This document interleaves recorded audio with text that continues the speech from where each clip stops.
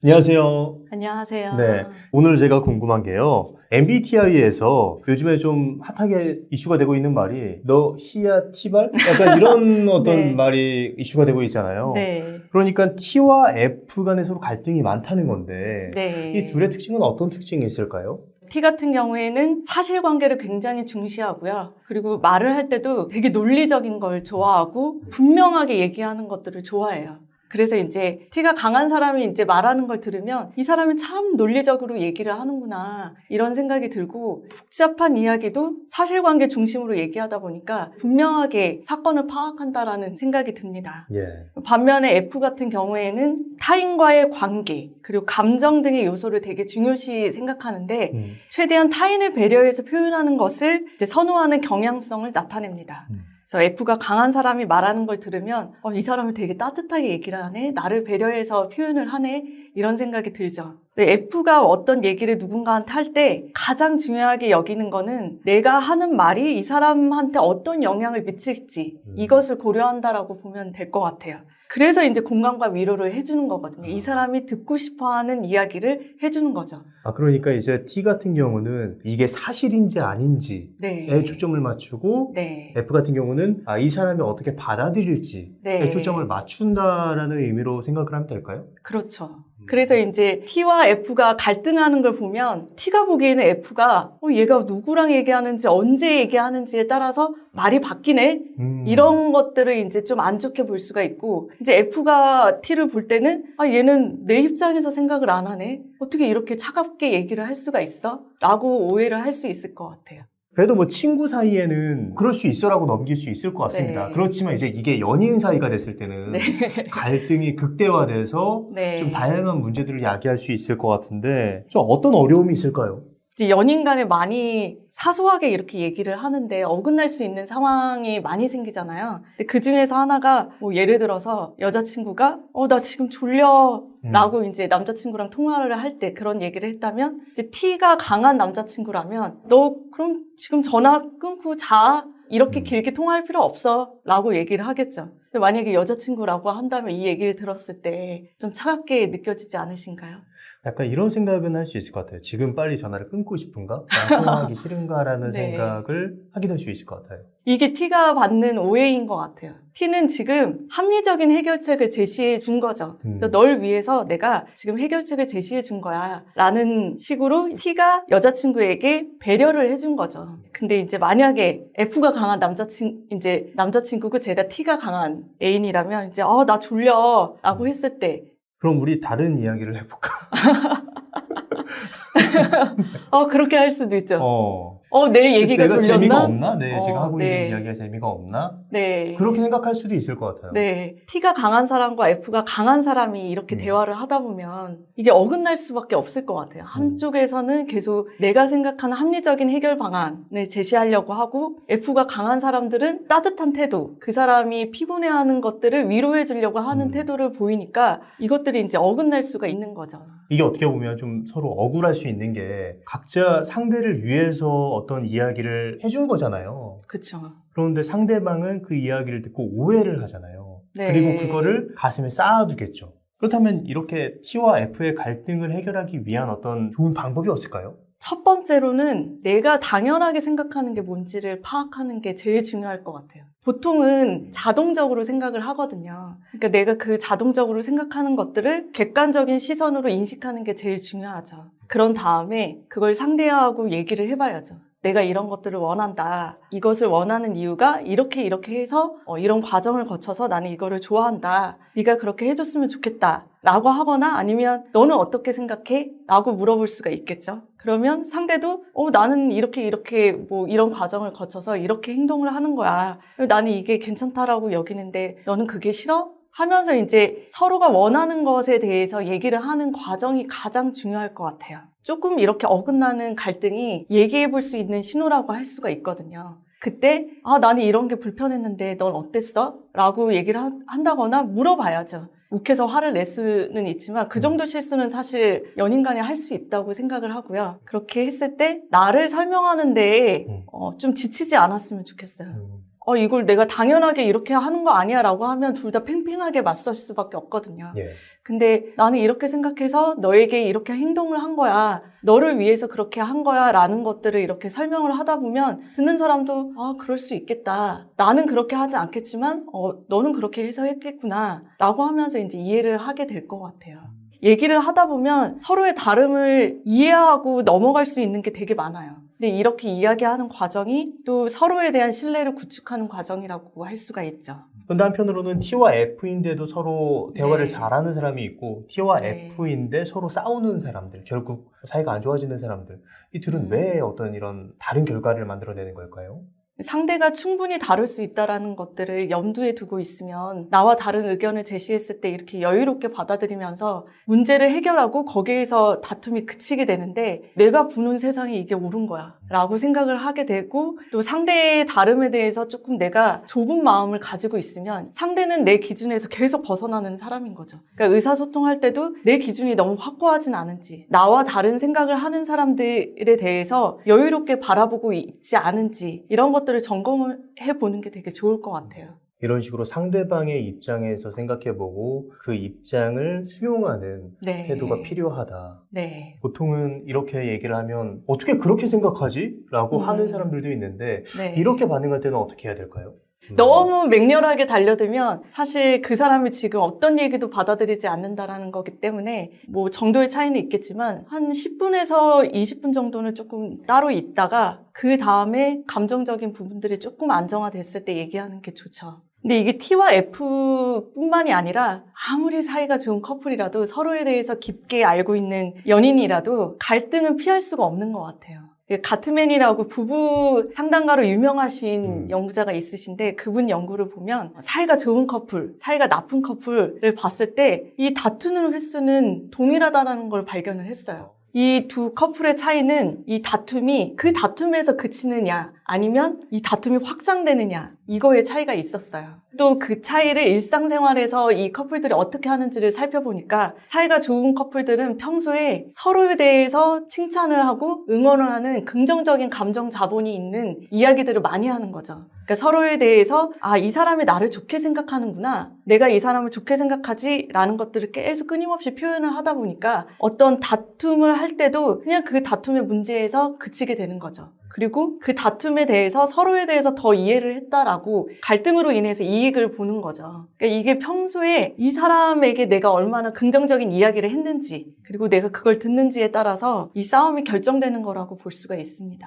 이게 평소에 내가 어떤 태도로 이 사람을 대하고 있고 어떤 긍정적인 것을 보고 있느냐가 중요한 역할을 한다라고도 볼 수 있겠네요. 또 한편으로도 이런 것 같아요. 갈등을 회피하지 말라고 말씀해 주셨잖아요. 네. 근데 갈등을 회피한다고 해서 이 문제가 사라지는 건 아니잖아요. 계속 쌓이게 되잖아요. 결국에 이 쌓인 게 마치 화약고처럼 네. 작은 분노에도 팡 하고 터져버리는 그쵸. 네. 그렇게 되는 게 아닐까라는 생각도 네. 좀 드네요. 근데 저도 되게 아이가 강한 성격이어서 한 번에 어떤 불만을 얘기하진 않거든요. 그래서 그런 표현을 하는 게 굉장히 많은 억울한 면과 불편한 마음이 이렇게 쌓인 다음에 이게 반복되는 걸 보면서 대체 나한테 왜 그렇게 해 하면서 이제 일단 부정적인 이야기를 하는 거기 때문에 되게 좀 안 좋게 꺼내게 되죠. 그래서 저도 되게 노력을 하는 게 그냥 편하게 얘기를 해보자. 불만이 생겼을 때 쌓아놓는다기보다는 그때는 그렇게 화가 나지 않았으니까 아직은 상대가 반복하지 않고 있으니까 그때 물어보는 거죠. 그때 무슨 생각을 가지고 그런 말을 했어?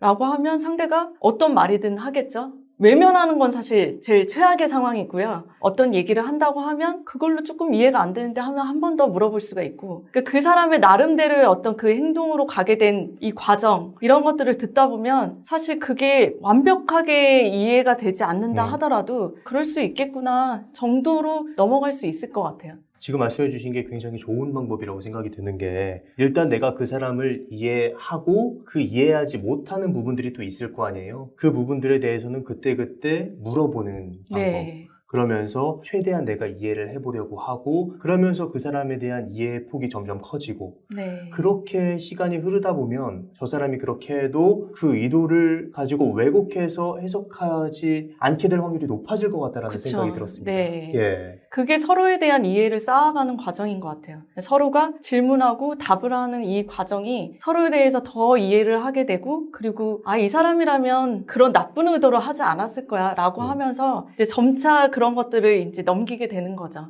그 사람에 대해서도 깊게 이해를 하게 되죠. 이 질문을 하는 게 문제를 해결하는 근원이면서도 싸움을 촉발시키는 어떤 원인이 될 수도 있을 것 네. 같은데 싸우지 않고 질문을 잘하게 되는 네. 어떤 꿀팁 같은 게 있다면 어떤 방법이 있을까요? 내 생각은 이런데 너는 어떻게 생각해? 이 자세를 갖는 건 되게 좋을 것 같아요. 굳이 이대로 얘기를 안 한다 하더라도 내 생각은 이렇고 너의 생각은 어때? 라고 이렇게 물어보는 과정. 서로의 네. 영역을 지켜주는 거구나. 네. 그렇게 하다 보면 그 사람도 이제 이걸 위협으로 안 느끼죠. 근데 보통은 그렇게 얘기를 안 하죠. 네가 인간이라 이렇게 했을 건데 왜 그러는 거야 대체? 이러면 이제 완전 공격인 거죠. 네 생각을 바꿔야 돼. 네. 너 그거 잘못된 거야. 네. 이렇게 생각하기 쉬운데 그렇게 하면 안 된다는 거잖아요. 그렇죠? 그렇죠.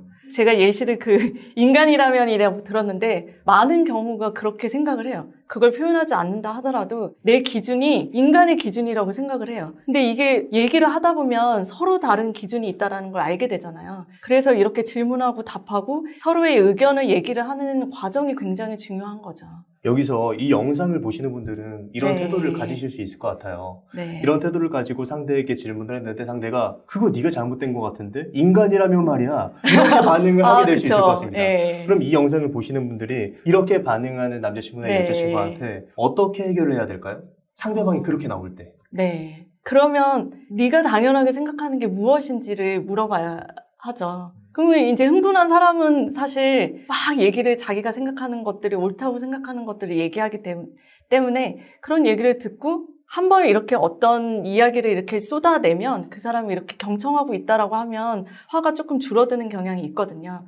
그런 다음에 너는 그렇게 생각하는구나. 난 그렇게 생각하지만은 않은데? 라고 하면서 그 사람의 이야기했던 거를 인정해주고 그 다음에 내 얘기를 해주는 게 갈등을 최소화할 수 있는 거라고 생각을 합니다. 최대한 내가 그렇게 노력을 했는데도 상대방이 내 의견을 받아들이지 않고 수용하지 않는다면 그 관계에 대해서 한번 진지하게 고민해보는 것도 또 하나의 방법이 될 수 있을 것 같다라는 생각이 드네요. 대화가 사실 가장 중요하거든요. 그래서 저도 이제 책에서 T와 F의 척도가 가장 서로를 오해할 가능성이 높다라고 생각을 했거든요. 그게 의사소통 방식, 그러니까 대화에 참여하는 그 방식이 다르기 때문에 내가 옳다라는 것들을 어떻게 생각하고 있는지, 근데 이런 것들이 수용이 되지 않는다라고 하면 사실 연인 관계를 지속하지 않는 게 그것도 경험에 따라 좋죠.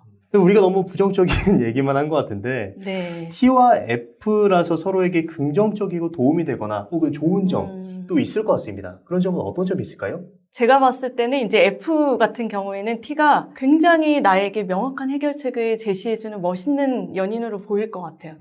이 사람은 되게 복잡한 문제도 쿨하게 이렇게 해결을 잘하는구나. 그런 점들이 되게 긍정적으로 보일 것 같고 T가 F를 볼 때는 이 사람은 되게 나에게 다정하게 얘기하는구나. 되게 나를 편안하게 해주네 라는 생각이 들 것 같아요.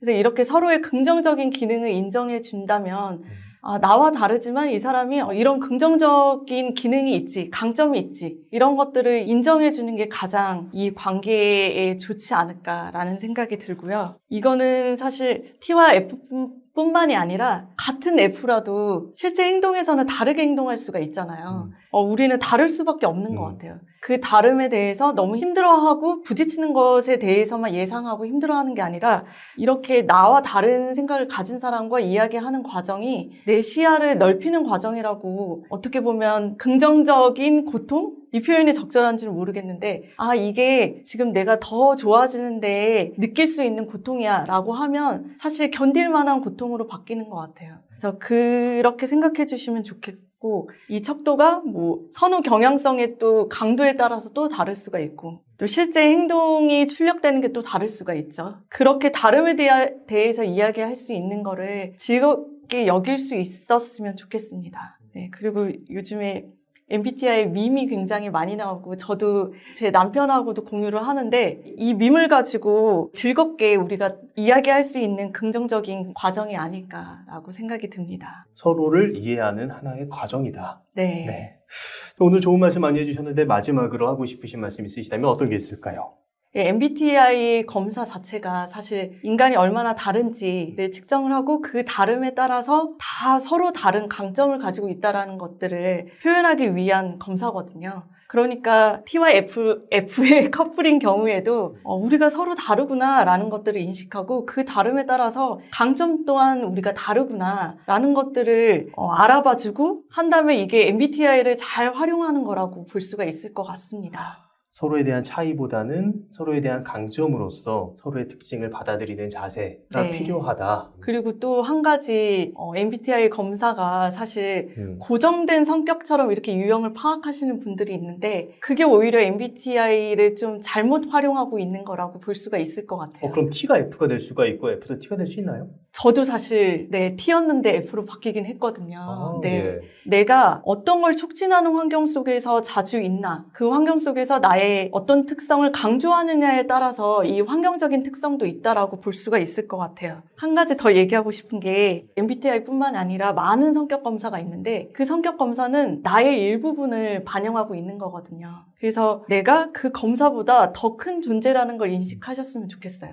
그래서 가장 중요한 건 이 검사에서 결과가 어떻게 나왔느냐가 중요한 게 아니라 이 결과를 통해서 우리가 어떤 얘기를 할 수 있지? 라는 것에 더 포커싱을 하는 게 좋을 것 같습니다.